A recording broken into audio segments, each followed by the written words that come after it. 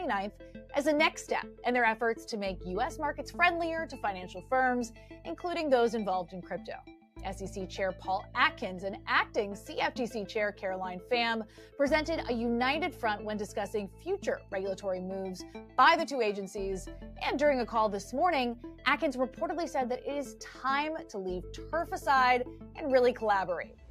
So there were a lot of the topics in the meetings ranging from transfer agency, which is a requirement for how equities and assets can be moved from different individuals and firms, onto compliance. Compliance was discussed, interoperability across chains was discussed, and also what can be done and what are the factors for having firms in the US do tokenization more so inside the US rather than outside of it.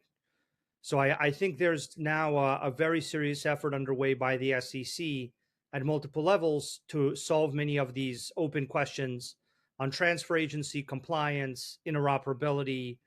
And I think it's all seeking to culminate in more tokenization in the U.S. Economy rather than outside the U.S. economy, which I completely agree with as being the right goal.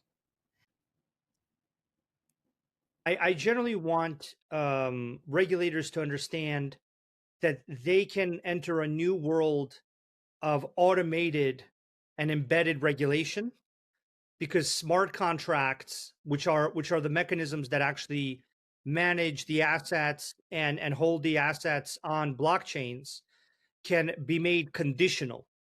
So you can create all kinds of conditions around compliance, identity, transferability, and various other conditions that regulators want.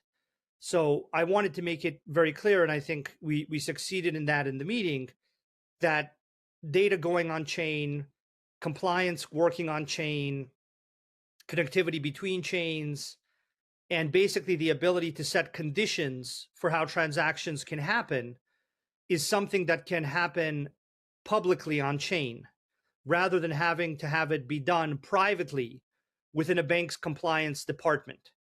And this is actually a really big shift, because from a regulatory point of view, instead of relying on a few select entities to run really big and costly compliance departments, what you can do is you can set conditions for how transactions have to work.